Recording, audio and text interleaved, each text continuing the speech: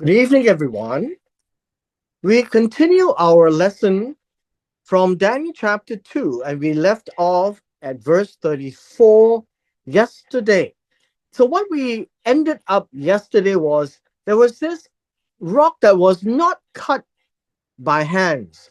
It is a natural rock, big, but it's natural formation, not intruded by the works of human hand. And basically, the first thing that struck was that it actually struck the feet. The feet that was made of iron and clay. When the feet made of iron and clay was struck, then you find that it actually got pulverized. Now, the idea of pulverized is that it is no longer in its formation and it's only in powder form. Pulverized means made into powder, crushed. And the weight of the entire image continues in verse 35. It says here, then the iron, the clay, the copper. Now, every time you read the word bronze, it should read copper. The silver and the gold were crushed to pieces, just like the feet. So basically, what we do get right now is a scenario where there is going to be nothing left. And what you have to imagine is that this entire image, the head of gold, the chest and arms of silver, the belly and the thighs of copper, the two legs of iron, and the feet of iron and clay together.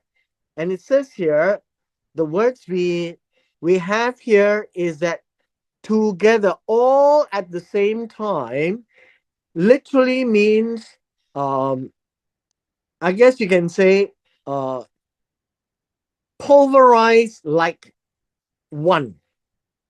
Uh, at the same time, all at once. And what that event eventually entails is that all of these becomes pulverized and they are just like powdered form. Now, pulverized is to break pieces into its parts, into its powdered components.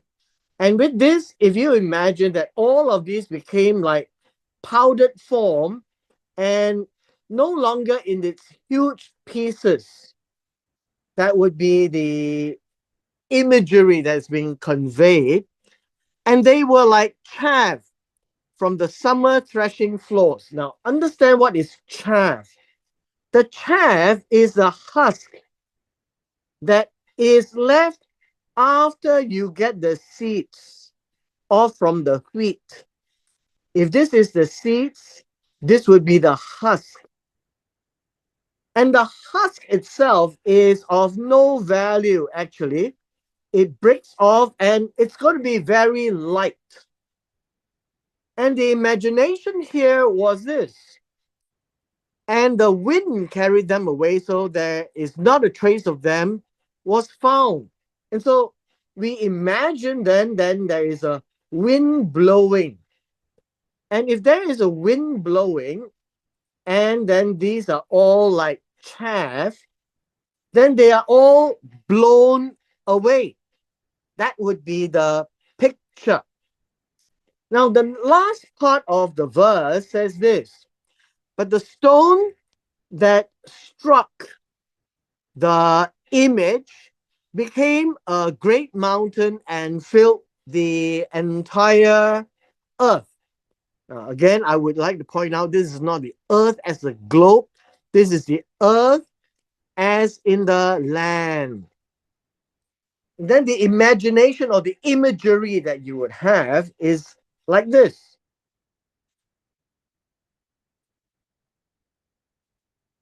This would be the rock. And this rock eventually became a great mountain. Now, this word mountain, I guess we have to be mindful in the Hebrew as well as in the Aramaic. A big hill is a mountain, but they are made of rocks. And so it grew bigger and bigger. Now, what does that mean? It means that it is taking over the place of where the original statue or the original image was actually formed in the mind or in the dream of Nebuchadnezzar. That would be very much the place where the image was. And because of that, then he would be very surprised, right? Very surprised. There is no more image. And in the place of the image would be the stone, the rock that was not cut by hand. And in verse 36, it is told to the king, which is Daniel, tells him, this was your dream. And we will tell its interpretation before the king. Now, this is where we have a little bit of explanation to do. Daniel was already before the king when all these things started, remember? Uh, it is at the time of verse 27. In verse 27, Daniel came before the king, and Arioch was there. Now, when we come to verse 36, again it says, we will tell its interpretation before the king. Now, according to Hebrew and Jewish commentators, this appears to be in the face of the king. Now, what this entails would be, it would be told to him in private, privately to your face. This would be the understanding that the Jewish commentators will suggest to us. This is in PNC. It is no longer there with Arioch. It is there only between Daniel and the king. Now, why so is because it is suggested that the interpretation affects the king greatly, and it was said in private so that the king would not be embarrassed before the people of the court. Now, that would be the explanation given why this next portion in the interpretation will be said in private. Verse 37, it says, you, O king, are the king of kings to whom the God of heaven has given the kingdom, the power, the strength, and the honor. Now we need a little bit of retranslation. It says here, you are the king, and it stops here. Then it says, the king of kings, who is the God of heaven. That would be the way that this statement is going to be understood. The king of kings is essentially the God of heavens, not Nebuchadnezzar. And this I would also subscribe to the text, because the text is quite clear on that. And he, the King of Kings, the God of heaven, has given to this king, Nebuchadnezzar, first the kingdom, the sphere of governance. And when it says power, his strength, this I think would be important to think of the overpowering strength, the ability to amass, the ability to rule, and the honor that's given because it is such a powerful kingdom. Now, we need to bear in mind Nebuchadnezzar is not a great guy. He is a awesome, fearful, fearsome, brutal king. And yet, it is described here in this dream that the most powerful of all kingdoms was given into the hands of Nebuchadnezzar, and God used Nebuchadnezzar to teach Judah a lesson. Not because Nebuchadnezzar is a God fearing king, but because of the situation, God has so chosen to reveal to this king, not to any other kings, not even to Daniel until Daniel had sought God for the interpretation. And so Nebuchadnezzar at this point in time can be said to be a very privileged man. And as a king, a very privileged king, because the dream that he has talks about kingdoms that comes after him. Now in verse 38, he says,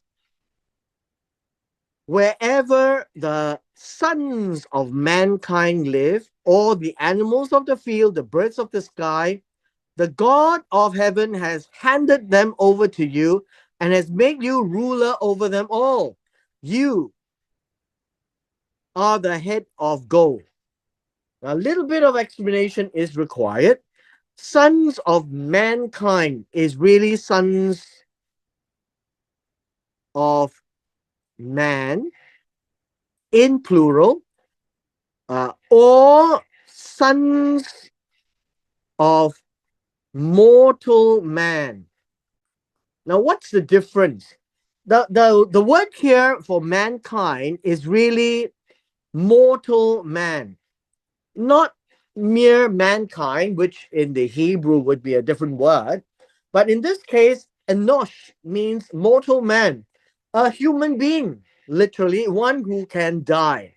And that is the meaning of this mankind. So wherever humans live, you have the power because God has given you the God of heaven, the king over all kings. And he has made you the ruler over them all. And then he says, you are the head of gold. And so the beginning is to tell him that he is the beginning of this story, the head of gold. And in fact, if you were King Nebuchadnezzar and you hear this, you would be very pleased because the entire dream begins with him right at the top. Now, there is a sequence that we need to understand. The image from top to bottom has a sequence. The sequence is from this way down, top to bottom. It is also another sequence, the most valuable to the least valuable. That would be another way of looking at the construct of the image.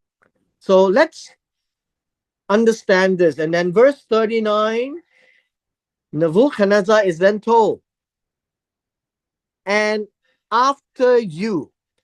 Now, this is a very key point. After you does not mean after Nebuchadnezzar, but after you as the kingdom. However, this is a very dangerous thing to tell the king, actually. Nebuchadnezzar is in his prime, in the height of all his glory and might and strength. And then this dream comes to him, and because Daniel is very shrewd, very wise, he points everything to God. The God of heaven knows what you have dreamt. So I now tell you your dream just to prove to you that I am not a common person. I have received this information from the God of heaven. And now the interpretation is your kingdom will come to an end. That's basically what Daniel is telling him. You are the head of gold. After you, another kingdom will come, but it will be inferior. to you. Now, the word inferior in verse 39 basically says that it is standing lower. I think that is a word that is used. It stands lower, it will arise uh, from you. So the interpretation is it will come from your kingdom. So understand this, it will come from your kingdom and it will arise another kingdom from a similar sphere of dominion or of real estate, of land. But it will not be as valuable, it will not be as powerful than you. So, this is what the text is actually saying. After you will arise another kingdom from you, and out of you would be a good way, and it's inferior. Then another third kingdom of copper, which will rule over all the land. And so here it says we have the head of gold and the chest and the arms of silver. That would be the second kingdom. The third would be bronze, or we call it copper. And what is essentially happening that we can see is we are going from top to bottom. We are going from valuable to least valuable.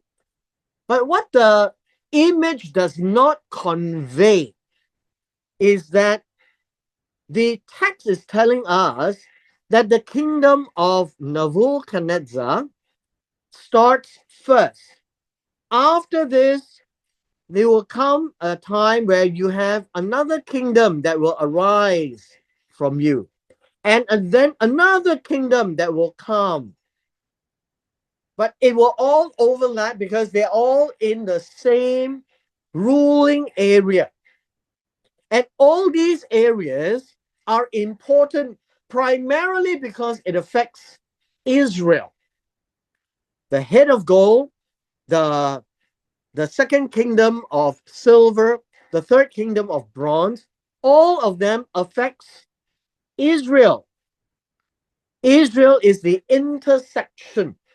So wherever they may expand their kingdom, Israel is that common ground that is with regard to this imagery. Verse 40. Then there will be a fourth kingdom as strong as iron. Just as iron smashes and crushes everything, so like iron that crushes, it will smash and crush all these things. Now, what happens is this: iron is the strongest of all the metals. Iron is the strongest of all the metals, and that fourth kingdom will smash everything, will crush everything, will shatter everything. And so, this is the interpretation. Now, again, I would say an interpretation. There was no further speculation from Daniel to Nebuchadnezzar. All Nebuchadnezzar needed to know was that his kingdom will eventually come to an end, and another kingdom will come, and then another kingdom will come, and then you have the fourth kingdom that has the strength of iron, the hardest of all the previous three metals. And with this, we commonly have this in mind. So I'll just give you the brief interpretation. The first being Babylon, the second being the Medo Persia, the third being Greece, and the fourth is Rome or Roman Empire. And the Roman Empire eventually has a East and West kingdom.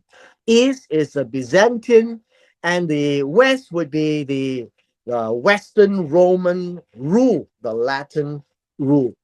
So that much, most people will agree, including the Jews. Now, of course, some Jews will tend to suggest that the area of Greece includes Rome, and then eventually it won't.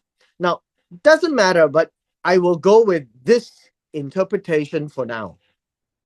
When we come to verse 41, then we are told that you saw the feet and toes. They are partly of potter's clay and partly of iron. So we now have two types of material. One is a metal, the other is earthen. So, as you know, metal and earth don't really stick together. And hence, the interpretation says it will be a divided kingdom. Now, the divided kingdom means that at the same time, you have strength and then you have weakness. Uh, and it's important for us to understand then what is this particular kingdom. So we are not really told. And so we need to speculate. Again, much of everything we have specified here, Babylon is clear. Medo Persia is clear. Greece and Rome is quite clear. And once we have passed Roman Empire, we come to a divided kingdom, which would be more of a speculation. So if you go through this passage, then you would see that it will have within it some toughness of iron, since you saw iron mixed with clay. And just as the toes and feet were partly iron, partly clay, some of the kingdom will be strong and some of it will be fragile, which tells us this, that once we have a kingdom that comes out of it, then some parts of it, some parts, not all, some parts will be strong, and then some parts will be weak. And so you get a characteristic of weak and strong at the same time, maybe at different places, and maybe it's mixed together and overlapping. We really can't tell. But what is interesting would be what comes after the explanations. In 43, it says, in that you saw the iron mixed with common clay, they will combine with one another. And then we have a bit of a problem in the translation. In their descendants, but they will not adhere to one another, just as iron does not combine with pottery. Again, this is a problem with translation. So let us break it down just a little bit. It says that they will not cleave together. This one at here is to cleave to one another. Combine means to mingle. They will coalesce with one another, but they won't stick to one another. And this what descendants will be seed of mankind, of man, of mortal man. That is what it means. And so what we are trying to say is that the people will try to mingle with each other. But when they mingle with each other, they come from different backgrounds and they don't unify. And so this is not a unified nation. This is not a unified kingdom, which means that there will be those that is strong, there are those that will be weak. And so there is a lot of speculation as to what constitutes this fifth kingdom. The fifth kingdom that is supposedly mingling of iron and clay. The fifth kingdom here, iron mixed with clay, suggests a few speculations. So I just want to share with you the speculation. The speculation is that after the Roman kingdom is over, after the Roman kingdom is over, the Roman kingdom retains its form, but it mixes up with something else that it cannot agree with. And so the people in this particular sphere called the fifth kingdom, iron mixed with clay, is suggested to be the Roman and the Arab world. That is one explanation. It is also suggested by certain people that it is Christendom and Islam as two unifying or similar but yet different religions. And there are a number of speculations. So I'm not going to get into too much of that. The the concept that it's trying to project with regards to the feat of iron mixed with clay essentially is a sphere, or what we call a kingdom, that does not unify, but it still appears as united in that sense. Some would say that it's like United Nations, but it's not quite united. But whatever that may be, the characteristic would be there will be very strong peoples, and then there will be very weak peoples, and they are of two different types, and they can't seem to agree together, but they mingle nevertheless with the at least the perception of a unified form, but it's very, very fragile. That would be verse 43. Now, verse 44 then tells us, and in the days of those kings, meaning all these kings seem to still be around in some form and shape, all of them, all the five kingdoms. And it says, the God of heaven will set up a kingdom which will never be destroyed. And that kingdom will not be left for another people. Now, what is this? Will not be left for another people. As the interpretation of the dream went for Nebuchadnezzar, his kingdom will be taken over by the Medo-Persia, will be taken over by Greece, will be taken over by the Romans, will be taken over by this iron and clay type of scenario, which means that it gets sucked in, it gets dissolved into the next kingdom. And so it doesn't necessarily mean that it's gone, but it's there somewhere in the next kingdom and the next kingdom and the next kingdom, because those kingdoms will swallow them up and treat it as their own. But the final kingdom, which will be set up by the God of heaven, and the God of heaven is well respected by Nebuchadnezzar, says that that final kingdom will not be destroyed. It will not be taken over by another people group. It will crush and put an end to all these kingdoms. Whatever the powers to be of all these five kingdoms, the final kingdom will supersede and will itself endure forever. Now, this word forever means for olam, and that will be for a long time. How long? I would suggest it to be longer than all these other kingdoms put together. That would be the way that verse 44 will suggest that basically.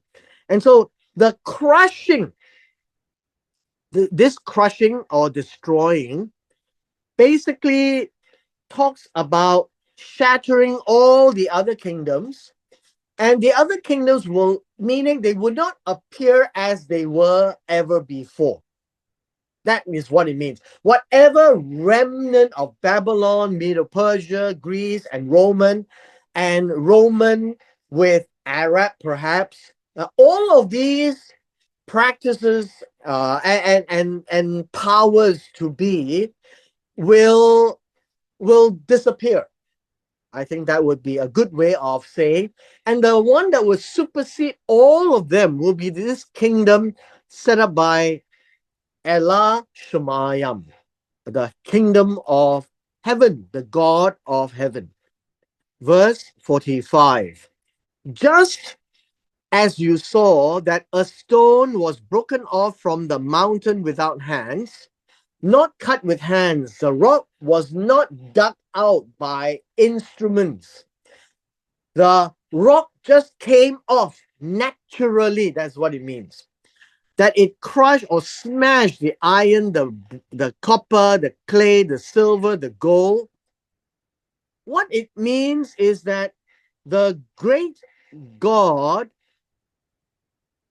has made known to the king Nebuchadnezzar what will take place in the future. Now, this in the future would be after this. After this would mean in the latter times, right? Latter times. And here it says that the dream is certain, its interpretation trustworthy. What does that mean? The dream is reliable. This word certain literally means it is true. I am telling you exactly what you have dreamt, and that is the message of the God of heaven. And the second one is trustworthy. Literally means it is something that is reliable. It is something that you can support. It comes from the Hebrew word aman, and then you get the expression amen at the end of a prayer. We can support it. It is reliable. It is true. And what basically Daniel has just concluded is that I've told you from what God has told me, your dream, the explanation of the dream, and that explanation is reliable. You can support it because it is going to happen. Now, that in itself is a absolutely incredible pronouncement and declaration. It's in private. As you can tell, Nebuchadnezzar is, I suppose, he's seated down, and privately, as Daniel masterfully explained all these things. It is all about what God is trying to tell Nebuchadnezzar about the subsequent kingdoms that will come thereafter and how it will affect the sequence of kingdoms. Now, that in itself is important because the end of that kingdom will be the kingdom set up by the God of heavens. Commonly understood by the Jewish people, the kingdom of the heavens. And when it is declared as Elah Shemayim, or in the Hebrew, Elah Hashemayim, it is really very much the God of heavens setting up his kingdom here on earth. And that God of heaven sets up the kingdom of heavens.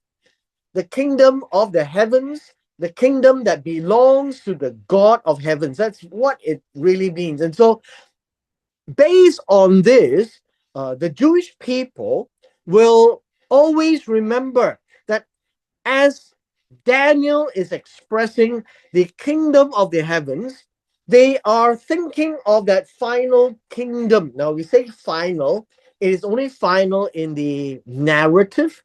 It is not final as an absolute final. It's final based on what has been revealed.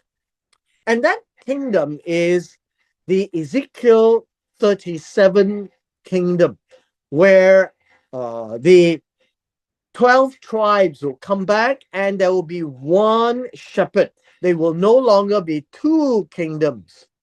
And that will be the great kingdom. Now, that in itself is the expression, the throne of David coming back in play.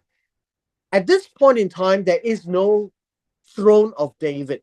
But while it is promised to David that his throne will be for Olam for a long time, at this time where Nebuchadnezzar is ruling, there is no throne of David. And so the imagery is very much trying to express from here on, there is a pathway to the finality of the kingdoms, where the kingdom of the God of heaven, Elah Hashemaiah, that's Aramaic, or Elah Hashemayim in the Hebrew, will establish his kingdom of the heavens.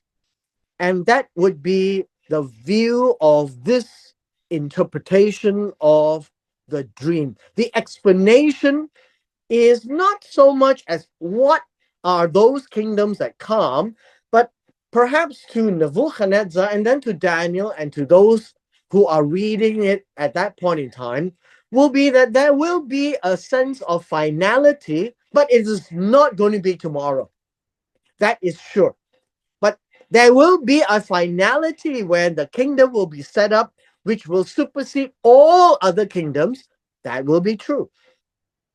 When will that take place? We don't know. And in the mind of Daniel, neither did he.